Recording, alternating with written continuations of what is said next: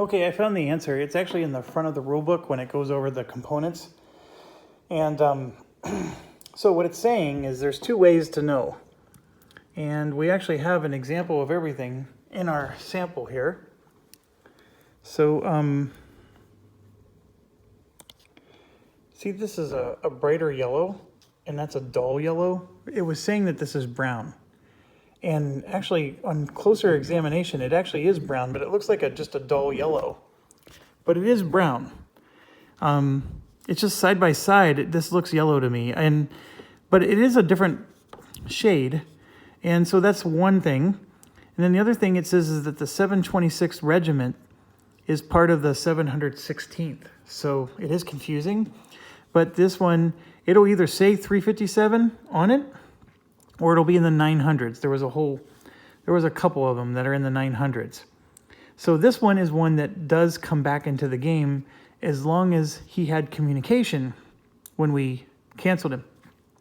So see how it says flanking here?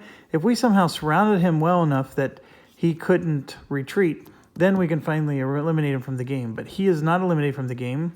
He's a tactical, so that means he'll be the next one to come back out. So these two, though, are out of the game permanently. So I think what I have to do then is I just put it here, and then next time we need a reinforcement, it's coming from there first. And we know he's going to be a stinker because he has tactical or flanking on him. So not only do we need to flank him, but we may need to surround him and cut off his communication. So that's... And then looking at the board, I can easily see this guy is going to come back into the game. This one will be eliminated forever. You can already see that because, well, from the number, and also it's just a bright yellow versus a dull brown. Okay, so that helps. I didn't notice that at first. So, where were we? We spent all this time because we just eliminated somebody. Yes, we did. We're doing actions. That's where we are.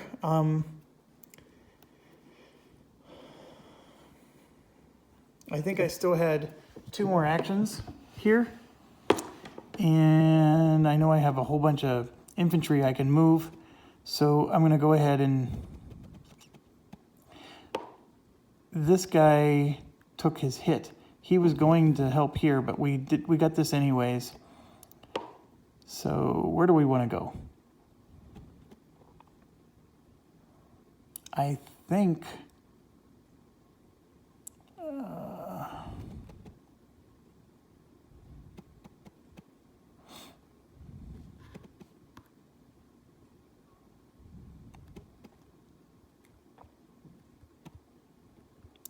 yeah, I'm just going to move more infantry up. So there's one. This one's going to be next to the headquarters soon. I'll move this one up for 2. There. That's it. That's their action. Now we come over here. And I still got the situation where so this garrison is actually going to be there because that engineer's a range 1.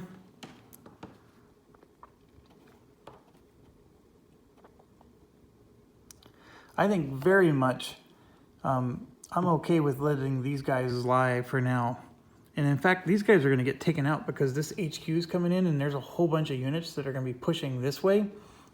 I have to be careful because I don't want to cross the line with my units because then my actions don't get divided as much. But as long as my HQ is giving them free actions, I don't think it matters.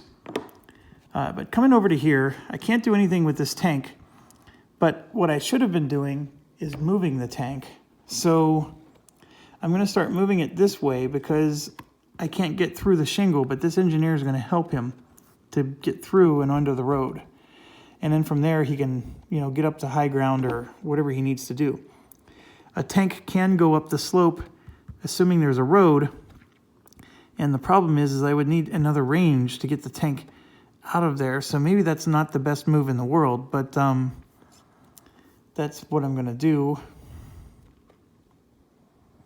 I could move the tank the other way it's not like there's a lot of tanks in this side of the board. In fact, I will move it the other way. So I'm just going to move it over top of the general and then keep moving the general. Well, the general doesn't need to move over. I'll move the general back up here. These two become undisrupted. That brown is definitely a problem child. This one, I'm going to leave B for now. There's a tank that can really do something for us.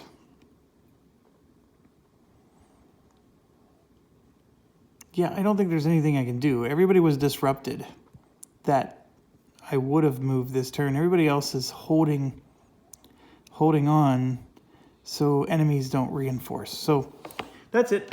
We're moving on to the next turn. And we're on turn 20 now. We have to shuffle the cards. There is some beach landing that's going to happen. And then we have a really big stack of stuff coming. So I'm going to just set it right there. Sorry, you can't see that. I'm going to set it right there.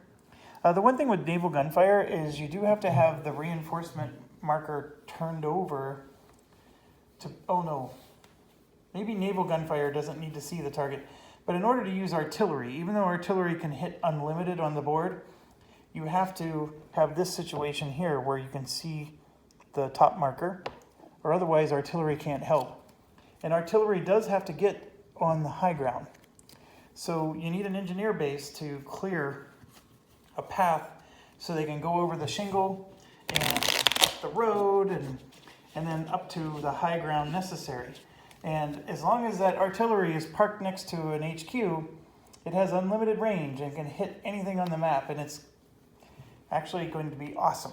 And so the fact that we were able to keep some artillery alive was a challenge, right? Because those are hard to keep alive, but I think they're really going to earn their keep and become a very necessary component, especially since most of our tanks took a lot of damage, right? So most games you're not going to have that many tanks. And the fact that we have as many as we do was pure providence on our part. But tanks are the only other thing that provide artillery when you're attacking. And so I'm noticing that, you know, these depth markers and whatnot, they do need a lot of flanking. They need a lot of artillery.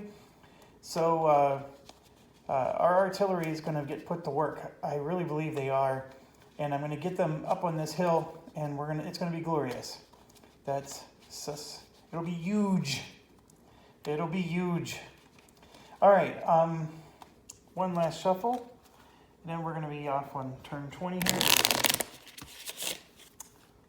Okay, so let's land. Okay, this is a anti-tank unit that has been trying to land since turn 9. And I think you might recall we don't want an A or a B. So it is a triangle, and a triangle is an A. And it is going to be delayed 3 turns. So I guess it could be worse, but 1, 2, 3, it's delayed again. Okay, so that's that side of the beach. So now we're going to go to the next side. And well, first of all, the HQ is landing, and it goes all the way up to the top. The infantry lands with it. We don't have a stacking issue. We don't have a stacking issue. And actually, I don't need to draw, because these are all infantry. So none of these were anti-tank or anything. So now we draw an event. So we are on turn 20. Yes. Although the naval fire marker might have been nicer at this point, but we get a hero marker on the 1st division and then a depth marker to a German unit. There's not a German unit to qualify for a depth marker, so that's sweet for us. We literally have used every hero marker except for one. So where to put it? We just had a lot of infantry land. Where did they go? Are they already all dead? We can put it on this tank down here. I'm looking at that strength 4 tank. But we have that heavy machine gunner And then there's this guy who... These guys are all within range of the HQ. The artilleries are going to get to fire on their own. I'm sort of tempted to put it on the tank.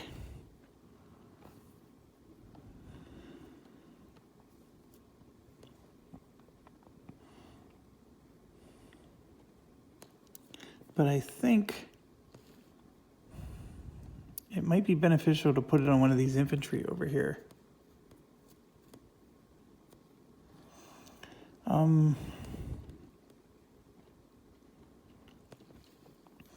I might put it on this one, and I know it's lame that you're going to have two infantry next to each other, but they both get to provide a wild card. And then what they also can do is they're going to prevent them from taking a hit. So I'm going to put it there, and I think a hero actually gets another thing it gets to do. I just never use it. It's you always get a free action. You always get a wild card, except for flanking. Oh, you can increase your strength by 1 if you want. Instead of using the wild card, you can add a strength to your unit. So that's another interesting one.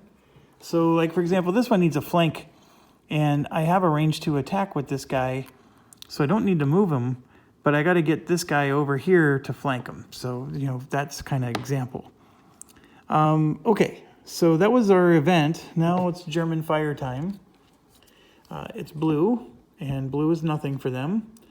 Green is an armor symbol, and this is the only green that can attack, and where nobody's in its range, so nothing happens. And then brown is a R. So let's look at brown. We do have units in its range, so I think it's just going to fire. Yeah, it's going to resupply and fire. So in this case, the R stands for resupply. If it did not have a depth marker, it would get one. So it is going to fire, and it's a circle. So let's pray we don't have circles here. And of course we have a circle. So he's now inspired. And of course that one's a circle. Jeez Louise. Both 2 heroes killed in one swath, and then that one's dead completely. I have all circles, and that's exactly what I drew. Come on. I'm a little pissed about that. Okay, next one. This is over here. We have a purple M. This purple right here is on the left side of the board, so he doesn't get it. We do have one active purple, which is way over there in the corner. And I think it's going to be a mortar fire because there's nobody in his range, and that is correct. It hits a US unit with indicated target symbol within 3 hexes, otherwise no action. So it's a diamond, and there's nobody with a diamond within 3 hexes of him. So he just shoots. They're like the Scud missiles back in the Iraq days. They just land nowhere. Okay, then we have blue. Blue is nowhere to be seen, and then we have brown. Brown is there, so we have a brown R. Nobody's in his firing range, so he's occupied, but no U.S. units are in fire. He's going to redeploy, so we're going to check section 16.3 to see if he moves to a new position. Interesting. We've never encountered this yet, so we're talking about this spot right here. I don't think he's going to redeploy, because if I remember, we're going to check these little arrows to see if he can move closer to the U.S. units. And he's as close as he can get right now. But I'm going to look up redeploy.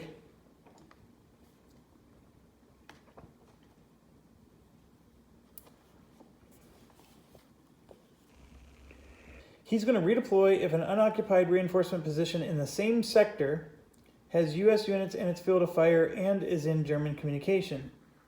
If these conditions are met, move the unit and its depth marker to any empty reinforcement position. If these conditions are not met, it does no action. If there's more than one position that meets the requirements, move to a VP position first, then to the lowest numbered.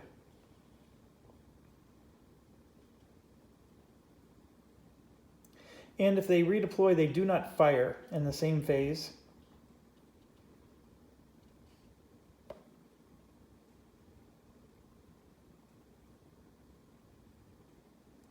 And it says that if the depth marker needs to change it. Meaning that if we move from a building to a non-building, that kind of situation. Okay, this might actually cause something, right? Because nobody's in his range. But if you look here, this is a VP spot, and there is somebody in its field of fire. So this is also a VP spot. So then it says it moves to the lowest number. I think in this case, yes, a position with no ID is considered a 0, so that's the highest priority. So looking at the board, I think that's definitely what he's going to do. So you can see here, this is a building depth, and that's not a building. So what it's saying is this building depth goes back to the pool, and then we pull out a mobile depth, and then red's going to get it after we just finished destroying red, and then basically brown moved there. So brown is now all of a sudden open and available for us, and so we may want to charge in and occupy it so that way they don't claim it again. But yes, that's what happens with that, and that's a pretty interesting action. I never encountered that one yet. Okay, so I think we're done. Yes, that was the last one. It was a brown R. So we now do another event, and we're on turn 20. Yes, we're on turn 20. So you're going to find this funny. We get the last hero marker. I wonder what the rules are if we get another hero marker and there's no more heroes. So we get a hero marker on the U.S. unit in the 29th Division, and then they get a depth marker. The depth marker is going to happen, and in fact, there's a nest still out here. So the nest gets the depth marker for certain, and this is the very last hero token. So what do we put them on? We have tanks, tigers and bears, oh my. I think that this middle zone is a problem, although this HQ is going to start giving a lot of free movement. I think I'm going to help the general over here. So let's give it to, we can give it to the tank, but I think I'm going to give it to our heavy infantry. These heavy infantry guys are badass. And we just lost 2 of our heroes. And by the way, here's what I'm going to do. If I'm ever called to get another hero, what I'm going to do is just flip one of these inspired tokens back over again. And then I'll basically get a hero back. So that's how I'm going to treat that. But because I have 1, 2, 3, 4, 5, 6 dead heroes. And then 1, 2, 3, 4 alive. War is tough. Okay, so we're done with that, and now it's HQ engineer phase. This is the last turn that we're gonna do this, and then we're gonna plop down new engineering bases next turn. So we're now at range 2. So let's take care of what that means. What that means is I can finally stop worrying about these garrisons and get my stuff moving. So all my units can finally move away. And then if I come over here, it's the same deal. This inspired unit somehow miraculously survived, and I can get him off of those spots. So this has also cleared the mines on the roads here, but this mine is not clear yet. And that's a problem because I don't think tanks can go into heavy terrain. Let me look that up. That's the woods, and tanks can't go in there unless it's road. So a tank is still going to be stuck having to go up this slope here. So I would need to move this to get one more range on the engineer, but just look at this real quick. That means 2 more turns, and I don't want to wait 2 more turns. So if I do put a tank or something in here that requires roads to move, it's going to get stuck. It can't get out of there. And that includes anti-tank, artillery, anything of that nature. Infantry, on the other hand, I can free move all the way up, and then they can just climb the bluff, and they can do a bluff climb in one turn now. I think though that I'm not going to concern myself with it too much. I'm just explaining the rules for this. And then over here, it's a similar situation, except he only made it to here. This is still mined. And it's the same deal. I need one more range to finally make it so this tank can get all the way through. And that's unfortunate that this tank won't be able to get all the way through. I think eventually I'll be able to settle down and increase its range. But I really need to start working on this draw over here. Look at all these units that are just sitting here waiting to get through. That's the higher priority than just one tank, at least for now. So this tank also has an opportunity to just drive along the coast here and maybe take some pictures. And so I could put it to work. And then eventually, if I get all the way up to here, I can drive a tank all the way back. So there's options. And I think I did what I wanted to do. From here on out. It's going to be the other way. Now the HQs are now all range 2. So that's awesome sauce, because now they can really start getting some influence going, and it's just going to get better and better as time goes on. So we can now do actions. All right, so looking over here, this guy is in jeopardy. We have our garrison, so now my general can start to push things a bit. That tank does get to move for free on roads.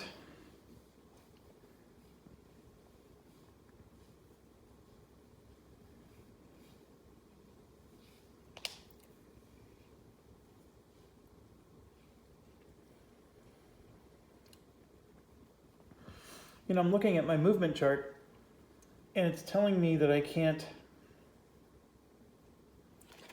I gotta look at 17.2.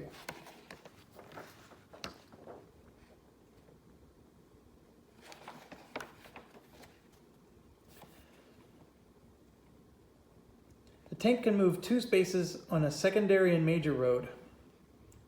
A tank beginning its move on a major, that's if you begin your move on a secondary road. If you begin your move on a major road, you can move 4 hexes. And you must stop if you ever enter intense field of fire. So a main road, a primary road is really dark, and a secondary road is not so dark. And this is really hard to see, but I'm thinking that this is a secondary road, and these are see, these primary roads sort of have like this gold outline on them. And then that's a secondary road. It also has a gold outline, but it's not as pronounced. And what's crazy is this, what's this then? I mean, this has no gold outline on it, but I would say that that's a primary. These are a primary road. You can see it's really dark. And here you can see there's a secondary road here that's really light. And so I'm going to say that that's a primary. So it's saying that this tank, because he gets a free move being next to the general, could go 1, 2, 3, 4. And then he would be in the influence of the HQ, and he can actually get into the fight. So I'm going to go ahead and do that. 1, 2, 3, 4. And that's his turn. So we got an engineer base here. And so what the engineer base says is that everybody gets a free move. So we're going to move that unit up. This is going to move up. And the general is going to move up again. And this guy's actually, see, he's up on the high ground, so the engineer does not give him a move anymore, but the general did. So he'll move up, and so will he, because we don't need to protect this anymore for communication purposes.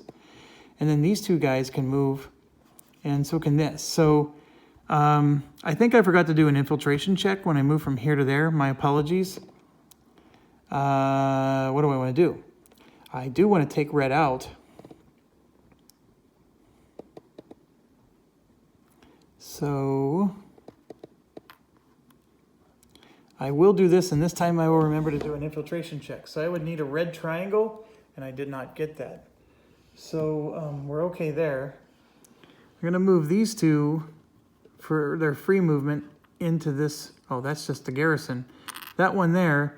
So we're not super strong here. I thought maybe we were. And I also want to change my mind a little bit. This one will go up the cliff. And the way the rule states is it becomes a climb. So it will take him another turn. But what I want to do is this guy with the hero, I want him to get up here. So eventually we'll be able to have some firepower to take out red. That's what I'm shooting for.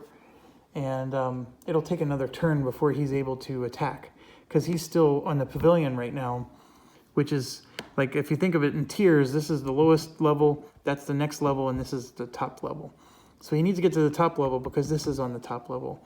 And this is a building, so that means both this token and the depth are going to be doubled. So I think we're going to have some serious firepower there. The fact that both of these are in the red range is risky, but, I mean, that's war. Okay, so moving on. This guy, I already moved. No, I didn't. Or did I? I did move him, so that guy's going to be, that's one of my actions, to move him. So that's one action. These two still have to guard. By the way, if the headquarters range gets to here, we don't get a garrison. Headquarters don't put garrisons. This is a free move from the headquarters to go here. Now this one can attack for free because this command post has a range of 2. And then this one will actually move into purple to prevent purple from reinforcing, so we don't get rear-ended there. And I am going to do it because this guy, and this guy can all attack for free because they're near the headquarters. And these guys are near the headquarters too, and I'm going to start moving them because they need to get through the shingle, and the engineer is not going to clear this shingle anytime soon. My engineer base is going to be over here, so they're going to have to go over this way to get through the shingle and then back to get up onto here. But basically 3 units. This is 7, 14, 18 strength. They're all attacking this red, and so the red needs a flank, and I am tacking from that's the strange part, because I am tacking from range 2. So do I have to be adjacent to them for a flank? I hate flank. Flank is just bullcrap.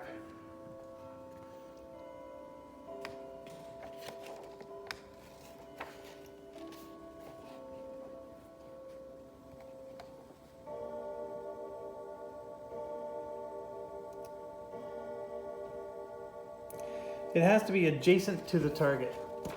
So we don't meet the flanking requirement. We do have the bazooka, but I think at least importantly for us is we're disrupting it. So that's the important part. So that means for my next action, action number 2, I'm going to move these guys up. So we got this thing flanked now. And in fact, we're cutting off his communication. This one's cutting off communication up here. This one's coming off communication up here. We're basically sending a big middle finger to that guy with his flanking requirement. He's not coming back anytime soon.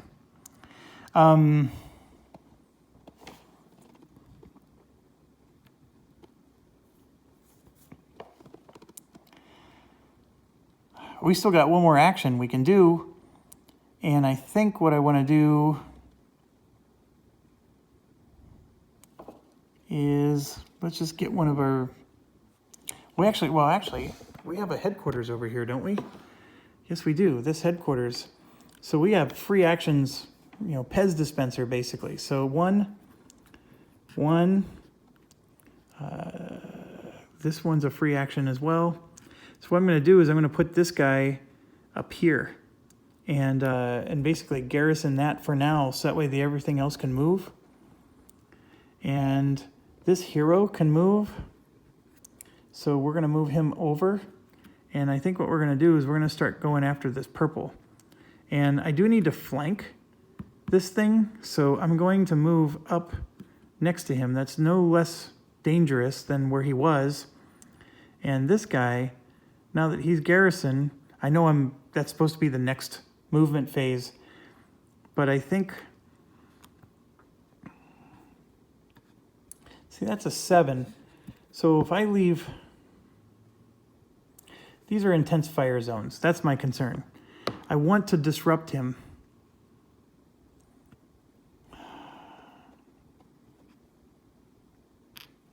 So if I move that there and move that there, I could really get this guy because he's got a Browning and I can disrupt him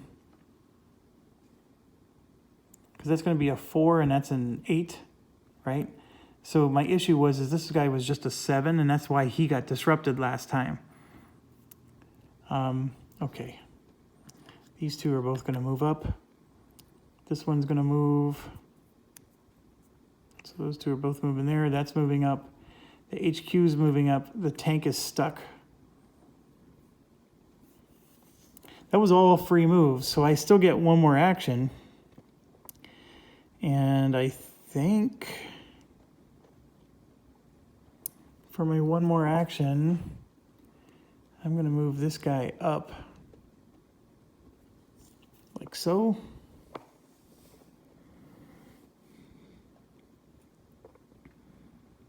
This purple guy, I would have liked to have disrupted him, and I can't.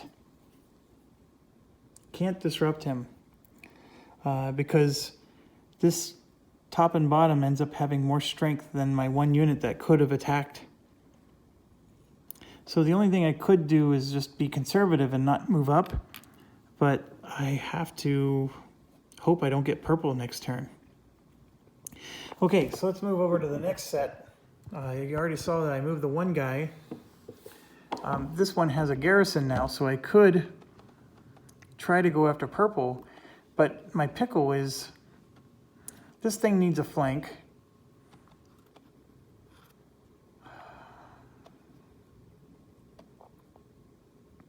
He can shoot range too. So actually what I'm going to do is I'm going to move this guy up.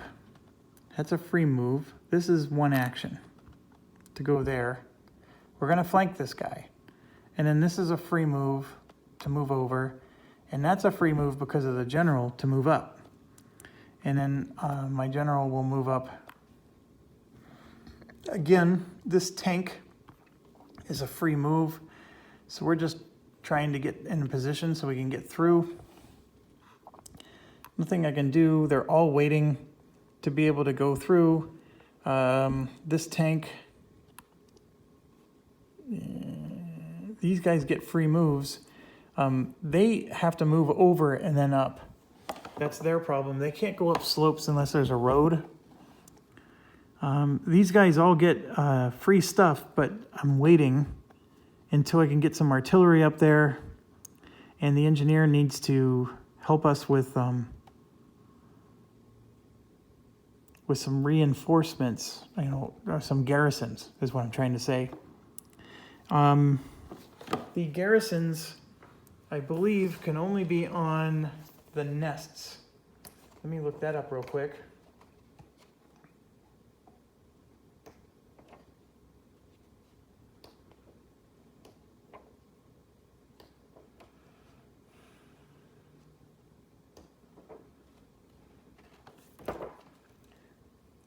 Every unoccupied German position that's in range and not in a field of fire. So it works for reinforcement positions too. Wow. So we can even do reinforcement positions. So that opens up a lot of doors. Now, granted, their range can only get to 5 and they can never be anywhere but the beach. It's not like I can put an engineer way up here. I'm pretty sure I can't put an engineer way up there. But that's still helpful. Okay, so yes, we're going to wait a little bit. I get actions. I would like to move stuff here, but remember, I have a stacking limit, so one action is going to be to move that over, another action is that, and then I'm done. That's my 3 actions. These are free actions to move those. All right, so I don't want to draw purple. You can see purple's bad here and purple's bad there. So as long as we don't draw purple, we're going to be great. And then I forgot to do this. So this is a AG3. That's a really nice artillery. It's somewhere in the DWs. So I'm going to put him in DW1.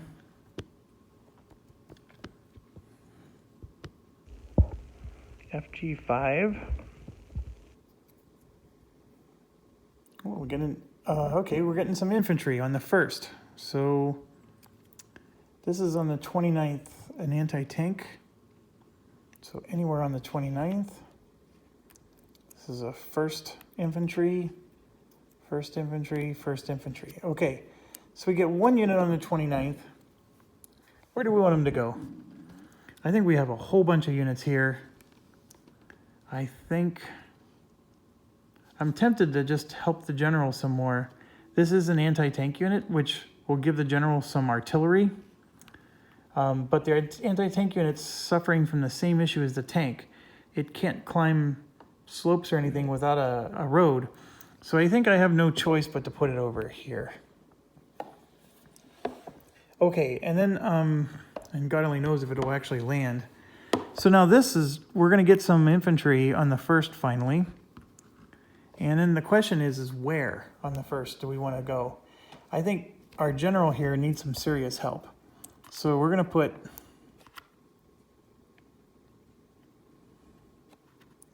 I'm going to put 2 of them on top of each other.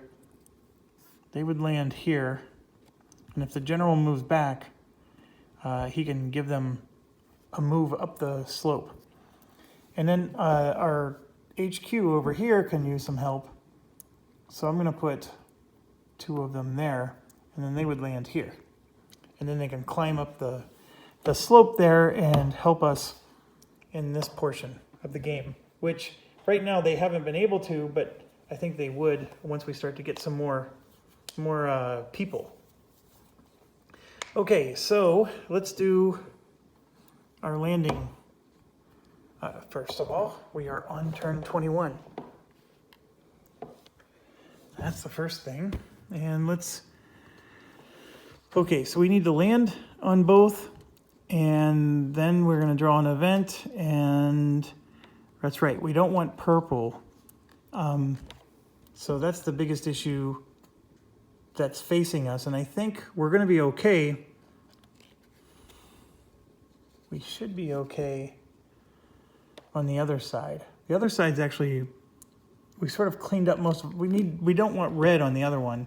But anyways, let's do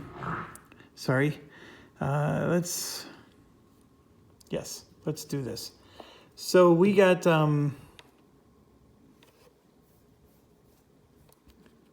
am I looking for here? Okay, here we go. Diamond is C. That's actually a really good one for this thing. Because remember we said A and B is not usually very good. This guy is C.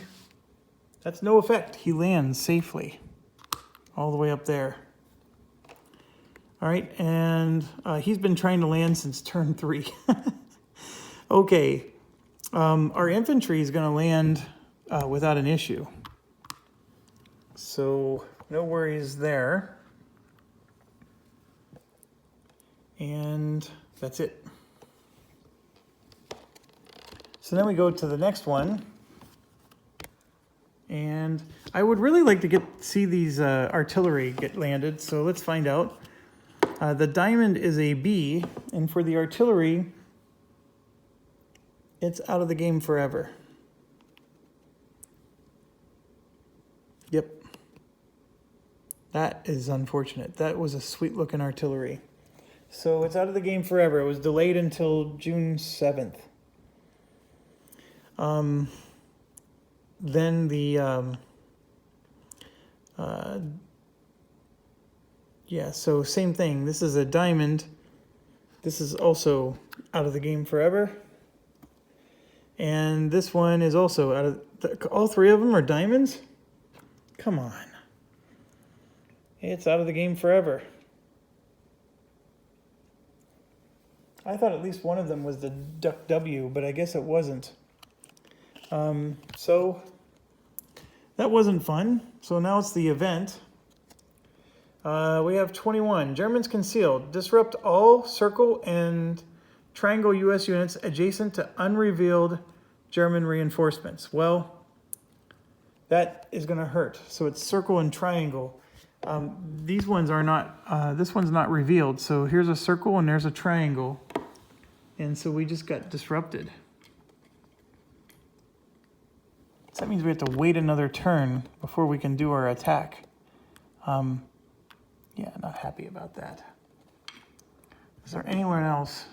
Yes, we got over here. Oh,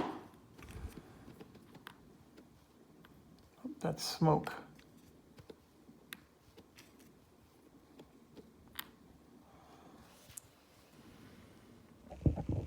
That's a shitty event, if I may say so. Okay, we were going in for quite the kill. So now it's fire over here. Hey, we at least didn't get purple. Okay, so we have a double gold, which is an A. So there is a double gold on the board, so let's see what the A is. So nobody's in the U.S. field of fire, so it's going to advance. So that's that arrow thing I was telling you about. So this guy is going to advance if there's an arrow. So see, there's an arrow going here. So he would advance to this blue spot, but there is no place for him. So he's going to stay where he is. And as far as gold goes, we do now have another one here because that's 2 units, 2 spaces away from one of our units. And so it's an ambush. One U.S. unit with the indicated target symbol in its field of fire is hit. Otherwise, no action. And even though it's unoccupied. So let's see what symbol this is. It is a triangle, but it's not in his field of... Oh, I guess it is. So, yeah, this blows even more. See, look, that's a triangle. So this unit is a catastrophic loss. This is just getting worse and worse. Okay, and then it's a double brown with a star. I think the browns don't do anything. I mean, there is a brown here, but he, all he would do is attack. Yeah, it's just a fire action, and there's nobody in his range. Well, actually, no, there is one. So, but it's a diamond, so we're okay. So that's it for that. And now we go to the other side. And we have an orange, which is nothing. That would normally just be an attack. It's no action, actually. We have a double R purple. So I may have been ignoring this before, and I apologize if I have, but like, this is a reinforce. So this guy would get a depth marker, but this only occurs with the double R's. So it's occupied. There's no, he actually gets a redeploy. That's actually what's going to happen to him. But see, it's a double R, so he doesn't redeploy. So he's going to just sit tight. And we do have a purple here that's unoccupied, so let's see what that one is. It would reinforce. And what's crazy is since it's a double, I would assume that it only applies if there was a double. That's the weird wonky thing with these actions. What do we do when there's nothing there at all? It does specifically say that you must have a depth marker in order for that action to trigger for the German actions.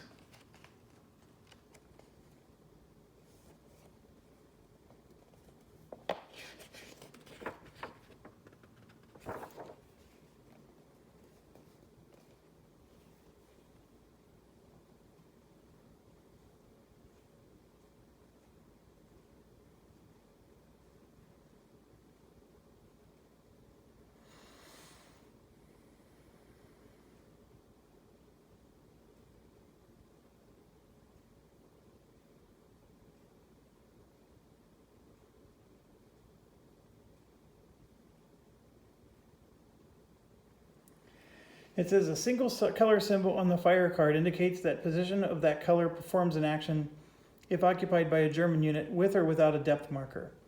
A double color symbol indicates that the positions of that color perform an action only if occupied by a unit and a depth marker. An unoccupied position may perform an action allowed it by the German action summary regardless of whether the color is single or double. Okay, so that means that purple is going to do an R action, which is a reinforce. And so it's a non-VP position, so it's going to place a reinforcement unit and a depth marker only if a US unit is in its intense or steady field of fire. And this is not in its field of fire at all. It's just within 2 spaces. So, so it's going to get a tactical reinforcement.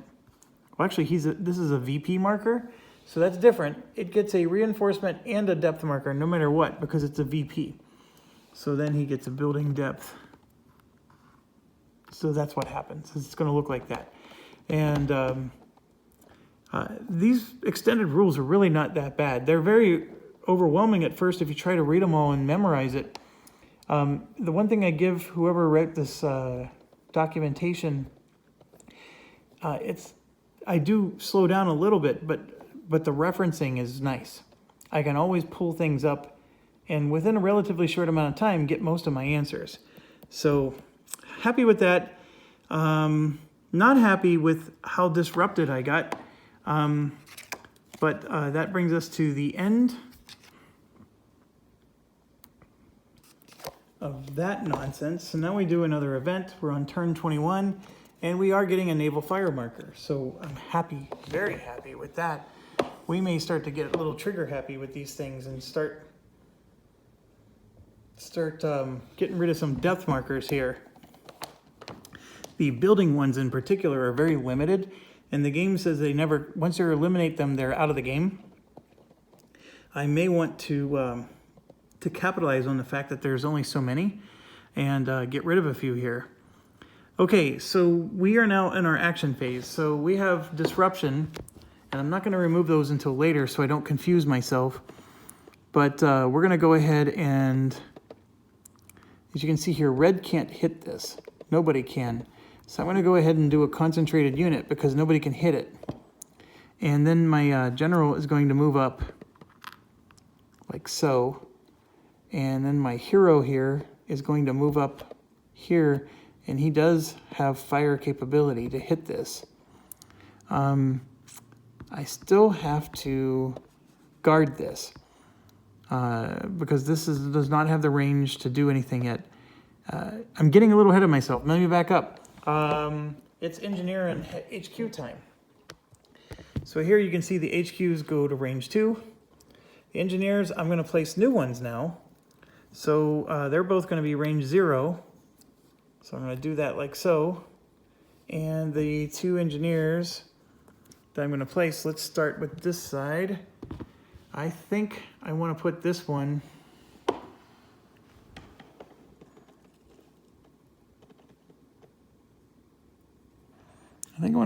right here.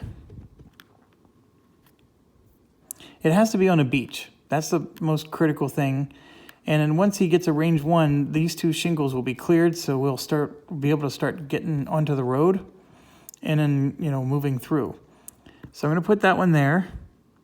And this other one, I want the engineer range to hit this purple. So I think I'm going to put it here. And my logic is, yes, it'll take a little longer to hit these green ones, but it'll also hit these purple ones, and it'll also be going deep. So I like that, and so we'll do that. It'll take a few turns for their range to increase, but I'm good with that. Okay, so one thing I'm considering doing is packing up this HQ and moving him deeper.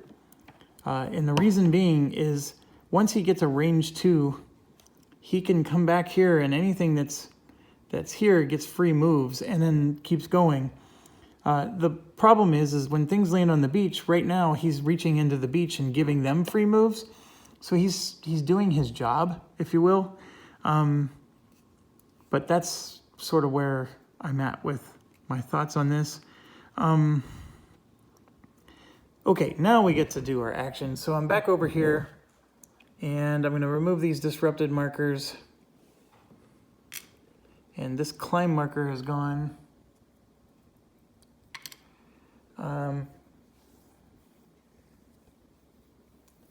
I moved that engineer all the way up, or that general all the way up. I don't know if I wanted to do that, but for now I will. Sorry about that. Moving over. This guy's disrupted, but now I want to annihilate him. So he's totally surrounded. We got flank. We have bazooka. This is not a building. It's a hedgerow.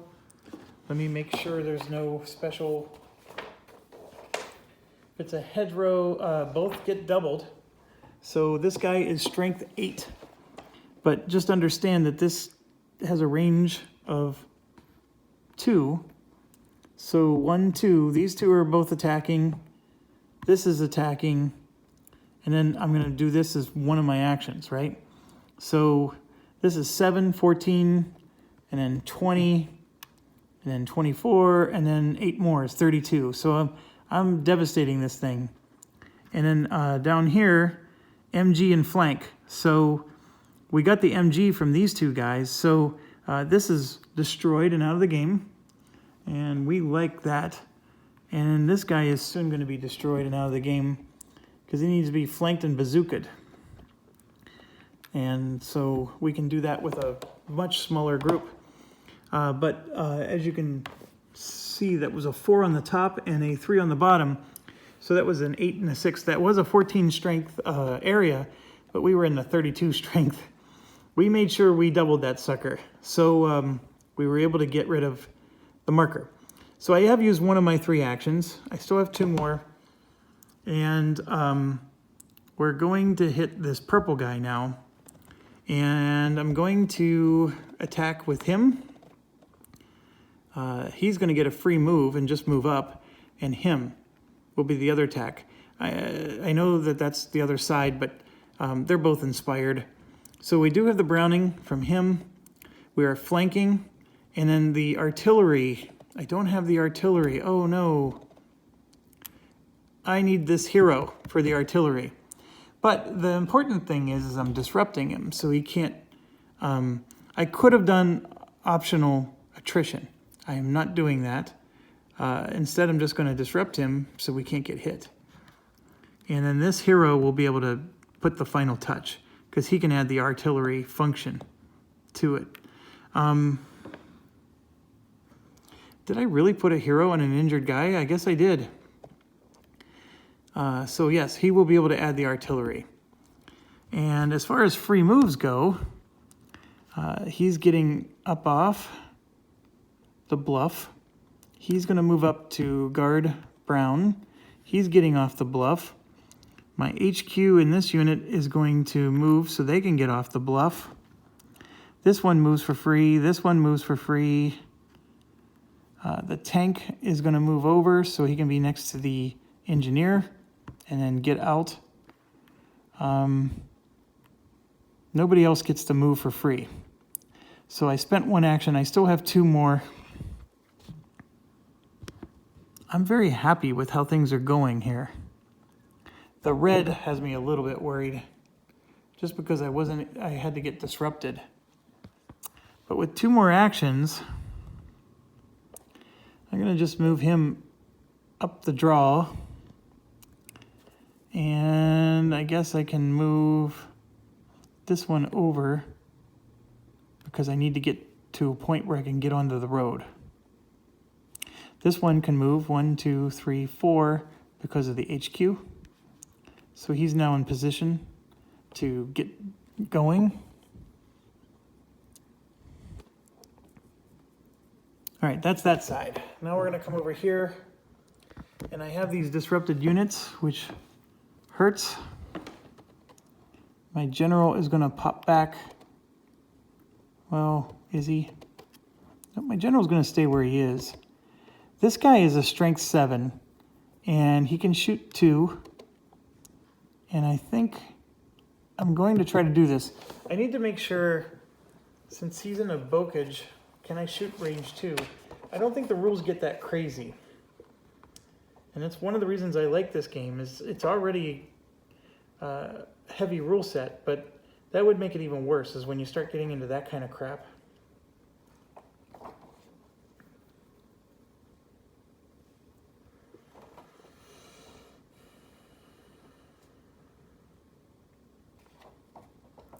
Alright, it doesn't say ranged attack anywhere, but I'm just going to go to the US attack section. I'm sure there's something in there.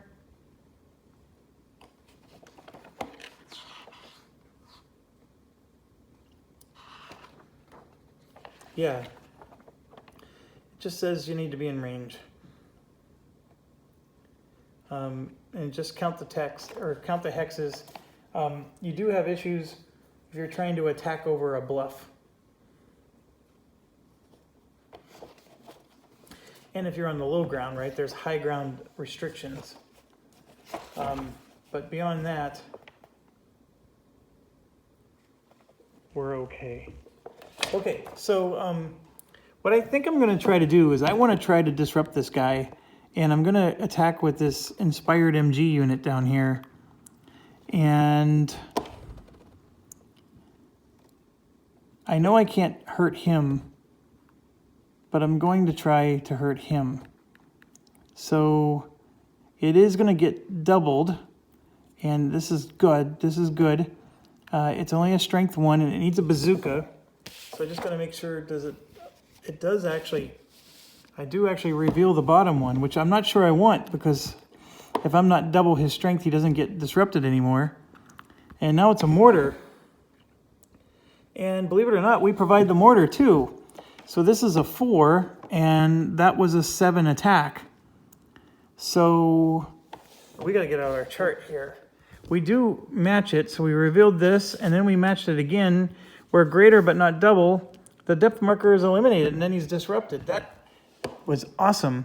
And then this is the bright yellow, so he's out of the game.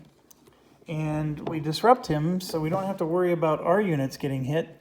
And to be quite honest, our heavy gun is going to be able to finish him off all by himself. So we're going to get rid of our disruption, and let's keep going. So I'm going to use one action to move these guys off the beach. I have an inspired unit here who wants to keep moving, but I think we have a bottleneck here of units. Yes, we do. So basically, they can't keep moving because I can never violate the stack limit. These guys are actually in the HQ range, so they're gonna just move up the bluff. Or that's actually a slope, not a bluff. These guys can all move. These two will, because there's no reason for them to sit back. I know why they were sitting back. They're sitting back so he can't reinforce.